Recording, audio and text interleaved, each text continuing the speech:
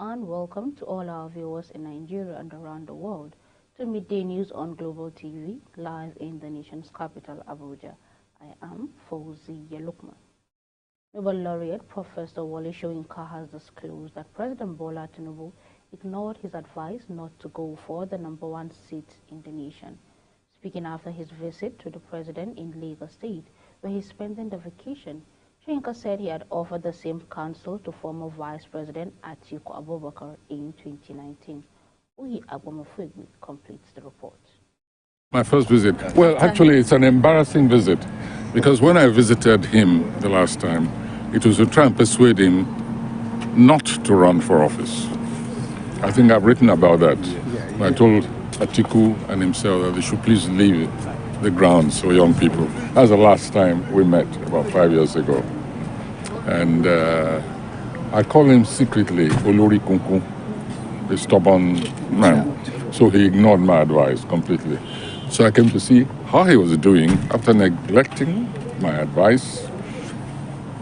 Wanted to see if both he and his wife were weathering Nigeria as well as can be expected, and to wish them a happy Christmas. Professor Soyinka also stated that his personal principle places a demand on him to wait for 1 year before making public his assessment of any government, a practice he stated that he has maintained over time. Well, you know, something you may have noticed about me that most heads of state, when they take office, I always leave them alone for about the first year. I don't know if you've seen that, if you've noticed that.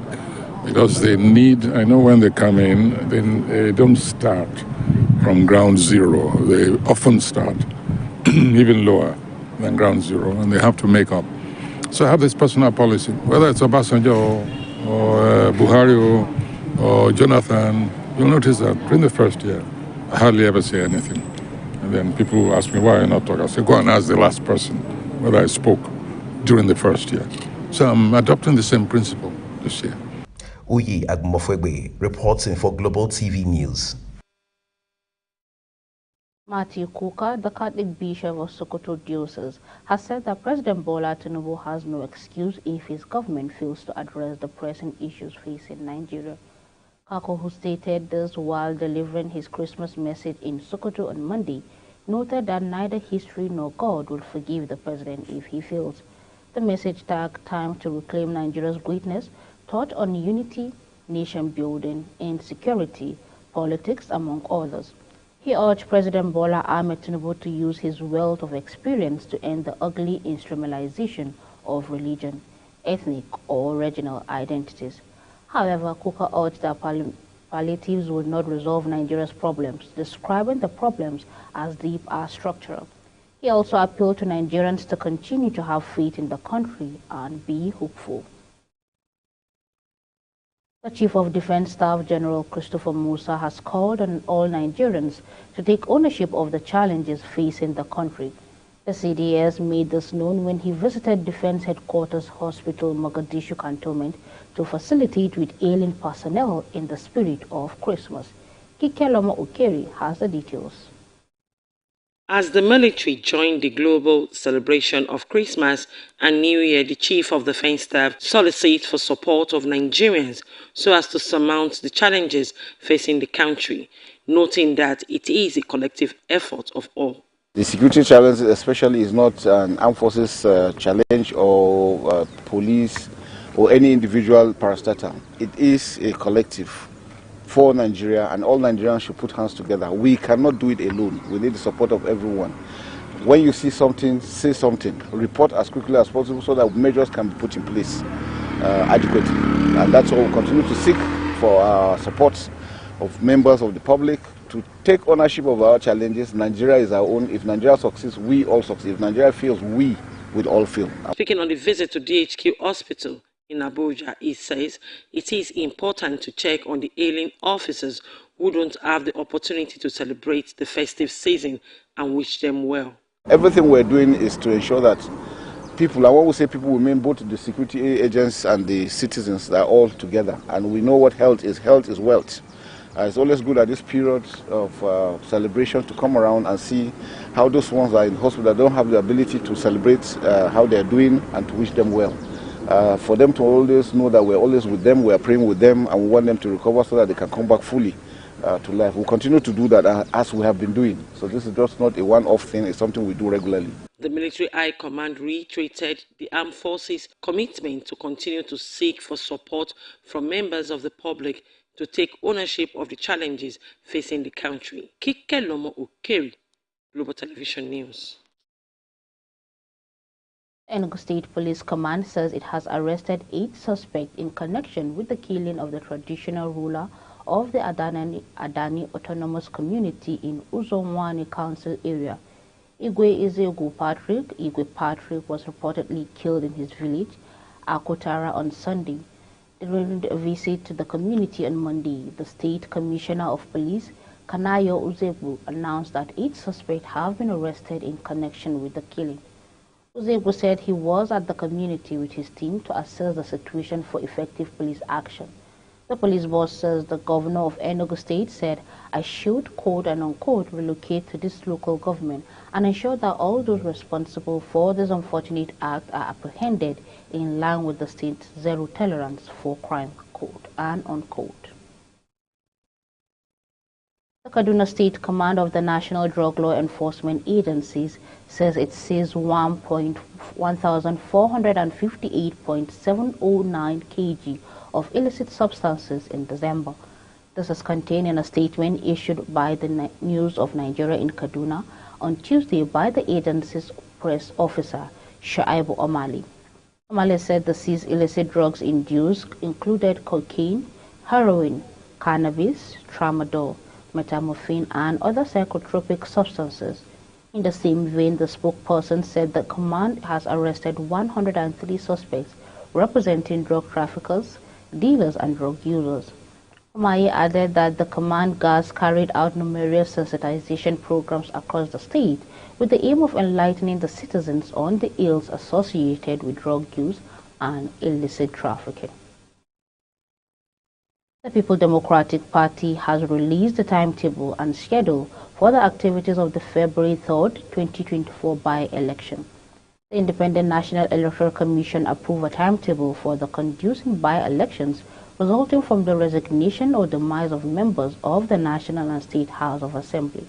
The PDP timetable, signed by the party's National Organizing Secretary, Umar Baturi, released on Tuesday, revealed that notice of the primary election and Congress to state chapter will begin on Wednesday, December 27, 2023. The sale of the nomination expression of interest and delegates forms will begin on Thursday, December 28, and end on Wednesday, January 3rd, 2024. The primary election is slated for Monday, January 8, and appeals on the party's primary election are scheduled to be held Tuesday, January 9, 2024. Operatives of the Rapid Response Squad of Lagos State Police Command on Sunday arrested 4 suspect traffickers along the MKO Abiola Gardens, Ikeja. This was disclosed in a statement of the official ex-handler of the RRS on Tuesday morning. According to the statement, the robbers were arrested in the act. Stolen phones and ATM card were also said to have been recovered from them. The suspects were arrested at about 7:30 p.m. on Sunday night after one of the victims alerted the RRS bike riders on patrol of the area. 5 victims have been reported at the RRS headquarters where they have possibly identified the suspect. The suspects are currently assisting the squad in its investigation, and they are being charged to court as soon as the investigations are completed. The Federal Road Safety Corps FRSC Kaduna Sector Command says 4 people died and 56 others sustained injuries in a road crash on the Kaduna-Abuja Expressway. The sector commandant, Kabir Nadabo, said that the road crash occurred at Sabansara village along the express on Tuesday. Nadabo said the tragic accident involved a trailer, a vehicle, and it occurred at around 3:30 hours. According to him, the initial investigation revealed that the cause of the crash was the overloading of goods and human as well as fatigue. Nadabo said further investigation of the incident shows that 73 people were involved in the crash, 59 got injured, and sadly 4 were deceased. noting that the injured have been conveyed to the St. Gerard and AP Smart hospitals, all in Kakuri. Kaduna State is a critical corridor that links the north to the south. This is why the Kaduna State Command has activated several measures and homegrown initiatives to curb accidents. Indications have emerged that death toll from assailant attack on some communities in the Bacchus and Burkinlade local government areas of Plateau State during the weekend have risen to 76. No fewer than 16 persons were killed in the Mushu village in Bacchus local government area.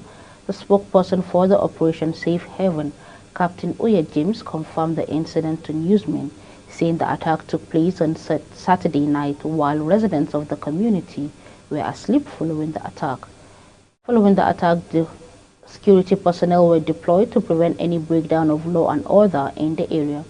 It was gathered on Monday that the death toll had risen to 76. Meanwhile, Governor Caleb Mufwang condemned the attack, describing it as barbaric, brutal and uncalled for. A statement by his Director of Press and Public Affairs, Gang Barry, said the governor directed security agencies to promptly apprehend the perpetrators responsible for the heinous act and ensure they face the full wrath of the law, adding that the governor expressed deep concerns over the incident, urging communities to remain vigilant and report suspicious activities to the security forces for immediate actions. Meanwhile, some poultry farmers in Bari Area Council of the Federal Capital Territory, Abuja, decried the incessant rise in the cost of poultry feeds. They also ground over the low patronage in the sale of birds in the market, while the farmer expressed their concerns and called on producers and suppliers to consider a reasonable intervention. One of the farmers stated that although poultry farming was a profitable business that involved a lot of capital, it had however suffered setbacks at the point of sales, urging various farmers associations as well as other stakeholders to intervene and assist in finding lasting solutions to the challenges with the hope of easing the plight of the farmers. Abia State Governor Alex Oti has urged Nigerians to exercise patience with the economic policies initiated by President Bola Tinubu, expressing optimism that positive changes are on the horizon. Speaking in Lagos on Sunday after paying a Christmas visit to the president, Governor Oti noted that the present administration inherited a challenging economic landscape. Uyi Agwamafugwe has the rest of the story. He came in at a very difficult time when inflation was close to 30%. The debt, national debt, almost $40 billion, and then unemployment close to 33.3%. Then the management of the economy at that time was also a big challenge with almost 24 trillion naira printed, what is described as ways and means. So anyone that understands how the economy works will agree that it's a very difficult challenge. Governor Oti highlighted issues such as surging inflation, a substantial debt profile, and high unemployment rate that President Tinubu faced on taking office. He added that the president has been very courageous, unifying the exchange rates and removing fuel subsidy, which had become a scam and costing the nation a lot of money. One thing is that he has been very courageous, unifying the exchange rate and then removing petroleum subsidy, which actually had become a scam and costing us a lot of money. So those policies are good, but then they come with their negative sides. They come with challenges for an economy where over 60% of the population are living below the poverty line. So it's not going to be easy immediately, but I believe that if we are patient and if we go through the policies without compromising, that over time things will turn around.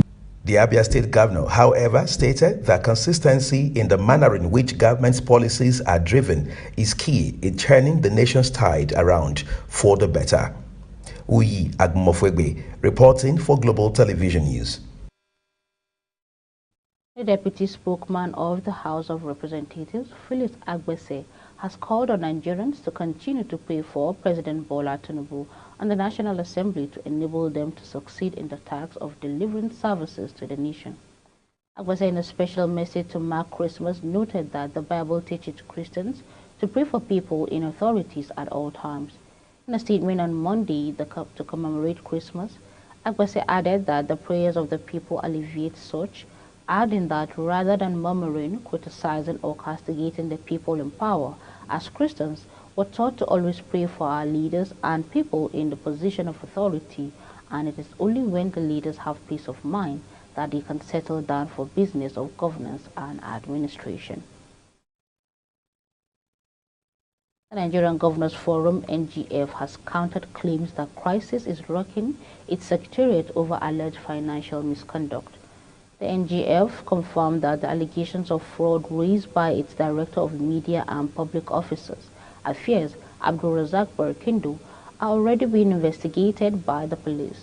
The forum, in a statement by its Director Legal, Chijoke Chuku, on Monday, described a letter attributed to Barkindo as inflammatory and misguided allegations. Barkindo, in a statement addressed to the forum's chairman and Kwara State Governor Abdul Rahman Abdul Razak, alleged that the NGF is running an agenda contrary to the improving of lives and livelihood of the populace at the subnational levels. You're watching Midday News live from Nigeria's capital, Abuja. We are on StarTime channel 276. Kindly follow us across social media platforms using @GlobalTVNG and other handles now showing on your screen. When the Midday News return, ex-minister Sadia Farouk alleges malicious attacks on her person, threatens legal actions. The news continues shortly with details of this and on more stories right after this short break. Please stay with us.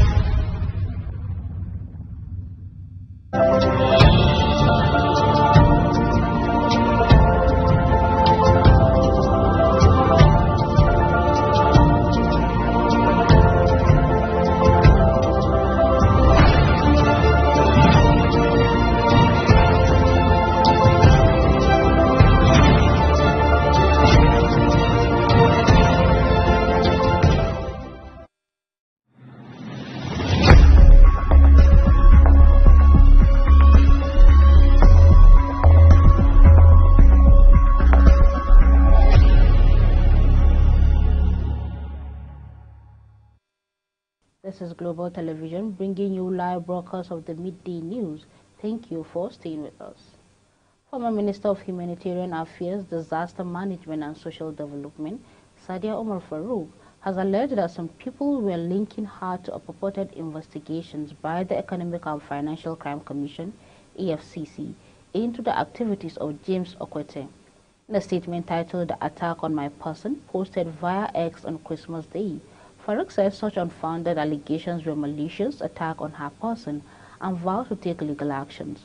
While saying she knew nothing about the equity of a person, the ex-minister also said she was proud to have served the country, noting that she has, however, contacted her legal team to explore plausible options to seek redress on the malicious attack on her person. This was coming from the former minister's days after President Bola Tinubu directed the immediate payment of the backlog of stipends owed to empowered beneficiaries across the country. Farouk was in charge of the Empower, a federal government scheme designed by the administration of former President Muhammad Buhari to move Nigerians from poverty and address youth unemployment in the country. No fewer than 5,000 vulnerable, very poor persons and people with disability in Cross River State on Monday received 20,000 cash grant from the Ministry of Humanitarian Affairs and Poverty Alleviation. Speaking at the event, which was held at the Millennium Park in Calabar, the state capital, the Minister of Humanitarian Affairs and Poverty Alleviation, Bete Edu, said one of grant was part of President Bola Tinubu's determination to lift vulnerable Nigerians out of poverty across the country. She urged the beneficiaries to invest the grant into profitable economic ventures. Edward assured that all qualified Cross River people will be beneficiaries of the federal government's social invention programs being implemented through her ministry and agencies within the sector.